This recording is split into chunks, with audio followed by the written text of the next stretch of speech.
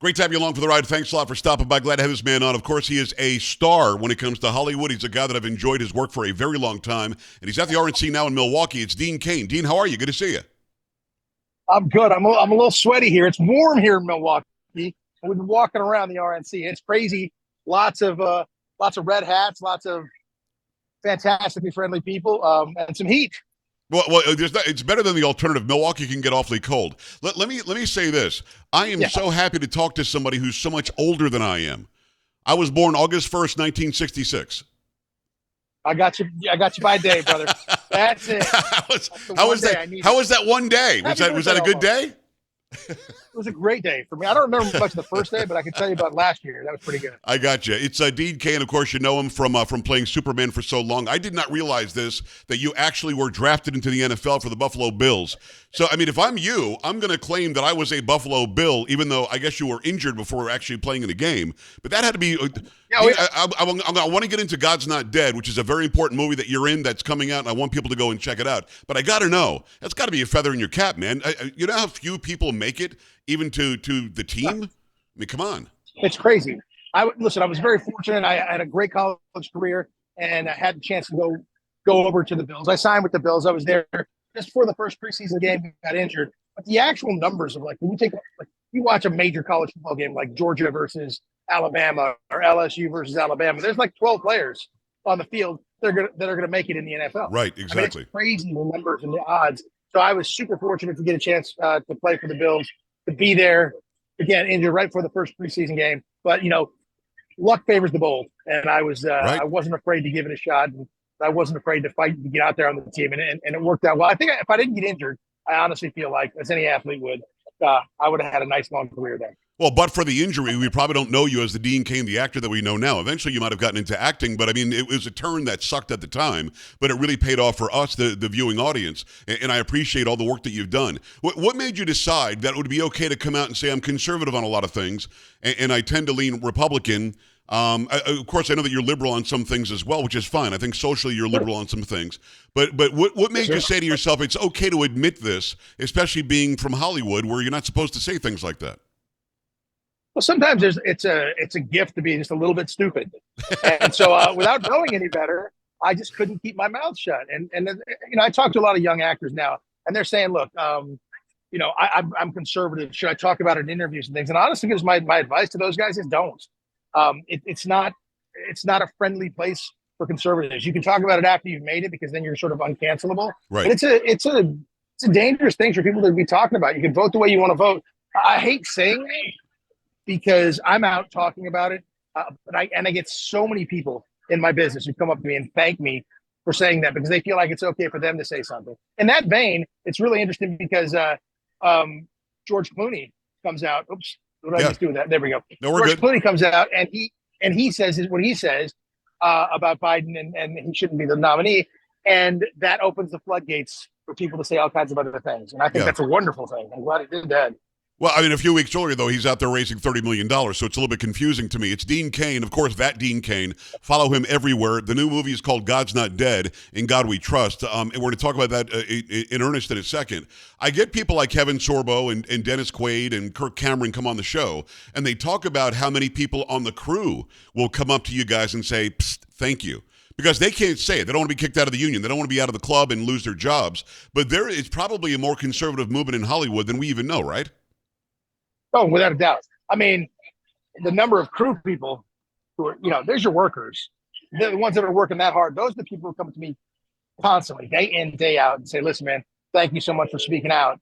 I'm not saying anything, but all of us support you and support what you're talking about. They're the same values.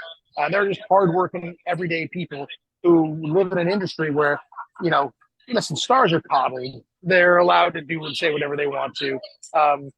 Jack Black, that whole thing just went on with Tenacious D, talking about the shooter shouldn't have missed. Fortunately, they got the kind of consternation and the attacks that they should have gotten for something like that. I thought they were going to celebrate it, to be honest, and so many people within my industry support saying something like that, but that's just disgusting.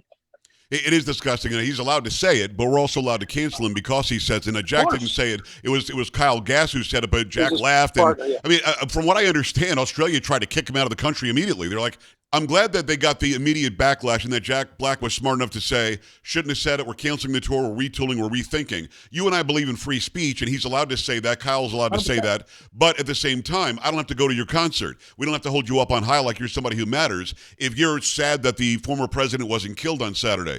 I talked to Donald Trump Jr. yesterday. I've interviewed the president 14 times, very close with the family. I know that you know them and that you're tight with them as well. When you saw what happened on Saturday, what was going through your mind? I was sickened. It was almost like I was reliving 9/11 on a smaller scale, obviously, but I mean, I had that sort of hollow feeling. Then I felt good the next day that people surrounded him and gave him the love and praise that he deserved. What was going through your mind when you heard about this?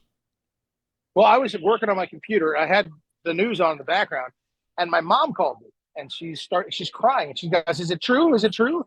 And that gave me that same 9/11 feeling. I was like, "Well, what?" She said they just shot President Trump. Oh. And I flipped around and I could see the TV, but I had it recorded. So I rewound it till I saw him speaking, and I watched it take place. And then I saw him stand up and put his hand up in the air. And I realized, I've spent a lot. I'm a deputy sheriff. I've spent a lot of time around guns, yes, and gunshot victims and people that. And so when he did that, I was like, wait a minute, I think he's okay.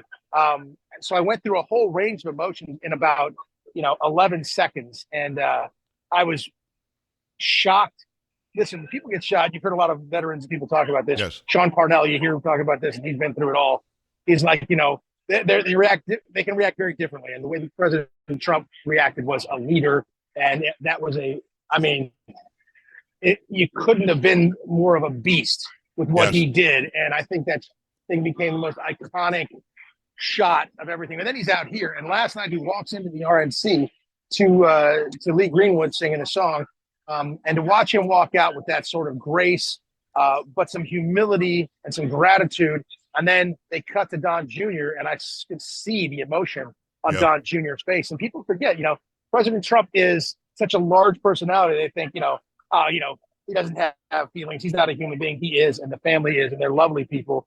And when I watched Don Jr. go through that, watching his dad and tear up like that, it just reminded me of my father or my son and our family. And I think it's an incredible moment. And we're at a really interesting point because I think this might have changed President Trump. And it's going to change in his speech that he's going to give. Apparently he's rewriting the entire thing. And I think he's going to be calling for unity. He's going to be calling for bringing people together. He'll still be Donald Trump. I mean, he's still going to be as funny as he is and say some of the great funny lines that he has. But the rhetoric has to stop from both sides. I can disagree with you or someone else, but it doesn't mean that they're a Nazi. It doesn't mean that they're a xenophobe or an existential threat to democracy. We keep hearing this one, and you just said at the same time I did. You're 100% right, and I know him well. Seeing him walk out last night, I think this is what you were saying. I'm just going to piggyback on that if I may. I saw a humanity, because when he's on, he's on. When he's under the lights, he's on, and he's a different guy. When you sit down with him across the table like I have, he's very, very, he talks about his family and his wife and his grandkids and golfing, and he's just a really nice human being. We saw more of that last night, I think, on a national and international level, no? Yeah, I think so. No doubt about it. I mean, you hear all these stories about how kind he was to somebody who had this problem here or that. And that doesn't comport very well with the Donald Trump you hear about that is a threat to American democracy. Right. Or, cozying up the Putin and all the ridiculous things that are said. I believe he loves this country tremendously. Listen, people ask me why I speak up, as a conservative in Hollywood. And I say the same thing. Why would President Trump run for office? He's a billionaire. Yes. Life's really good. Life's easy. He can just take an easy street, run around, fly everywhere he wants to, be on yachts, run around, golf wherever he wants to. He is doing this for the country. And I've never seen someone as vilified or attacked as him in my lifetime. And the strength he has shown under the relentless attack, whether it's the 2 impeachments or the fake Russia gate or now the lawfare against him, he's on an incredible winning streak right now. But I always say campaign like you're 10 points behind, because until it's over, it ain't over.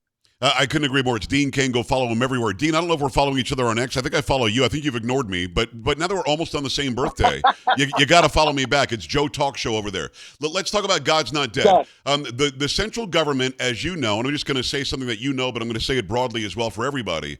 The central government wants to be God, wants to be the higher power, wants us to get on our knees and beg them for our food and shelter and work and money and transportation. And they want us to forget that there are higher powers that most of us believe in one higher power, but a lot of people believe in something other than government. The title, God's Not Dead, in God We Trust, I love that. Am I right that it's about this? We have to reassure people central government isn't the be-all, end-all. There is a higher power that is for good and is for righteousness? 100%. Look, the word God is not in the Constitution, but it's in the Declaration of Independence. It's in the Pledge of Allegiance. It's on our currency. We were formulated as a Judeo-Christian society with those values and those morals. Yes. And religion shouldn't be brought down from government, but it should inform the decisions you make. That sort of morality and those values that you have. So what happens in the film? It's about a pastor running for Congress, and everybody screams separation of church and state. He's not telling people what to believe, but he's talking about his faith and how it informs the decisions he makes against somebody who's saying, get God out of the classroom, get God out of everything. And so it's right on target for what's going on today. And I pulled my kid out of a public school system in California, put him in a private Christian school because that's the education I wanted him to get. Yes. I wanted some God in his life, and it's been very, very beneficial for him. Yeah, when you do a movie like this, again, you have no fear. You've been doing this for a long time. We've known that you're somebody who leans right for a long time. I know that you supported McCain, I believe, back in 2008. So, I mean, you're a guy who believes what you believe, but then you go full on and say, let's talk about God. let's put a movie out that said God's not dead and God's good and God's righteous and we should turn to our supreme being. Does that add any angst to it, or are you like, no, I'm Dean Cain, I'll do what I want? I'm going to go with the latter on that. I'm Dean Cain. I'll do what I want. Seriously. And the thing about this is it takes nothing more than what you saw on Saturday. That little bit of divine intervention, but for a millimeter or a centimeter, yes, it's a different world right now.